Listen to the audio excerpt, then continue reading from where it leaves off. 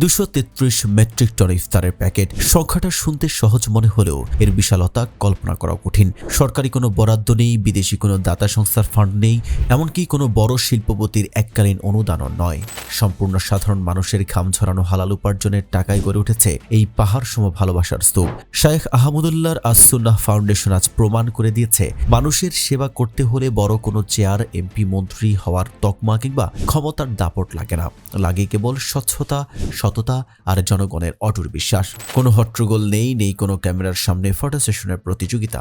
অত্যন্ত সুশৃঙ্খলভাবে হাজার হাজার মানুষের ঘরে ঘরে পৌঁছে যাচ্ছে এই ইফতার। শায়েখ আহমদুল্লাহ কেবল একজন ধর্মীয় বক্তাই নন, তিনি ত্যাগের এক অনন্য দৃষ্টান্ত।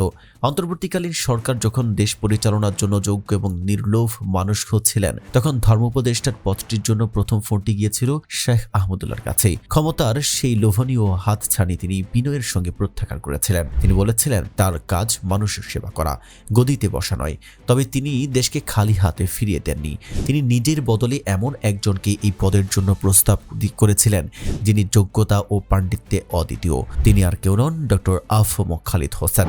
শায়েখ আহমদুল্লাহর সেই জহুরি চোখ যে ভুল ছিল না, তা আজ প্রমাণিত।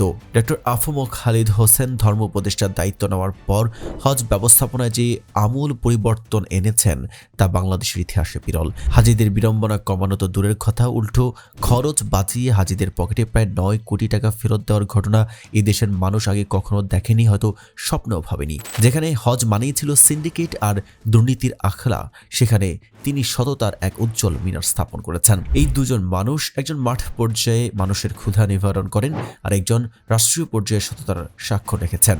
শায়েখ আহমদুল্লাহ এবং ডক্টর আফম খালিদ হোসেন আমাদের চোখে আঙুল দিয়ে দেখিয়ে দিলেন যে ইচ্ছা থাকলে উপায় হয়। মোল্লা বলে যাদের এতদিন অবজ্ঞা করা হতো, সেই আলেম সমাজই আজ রাষ্ট্র ও সমাজের ক্ষত সারিয়ে তুলছেন।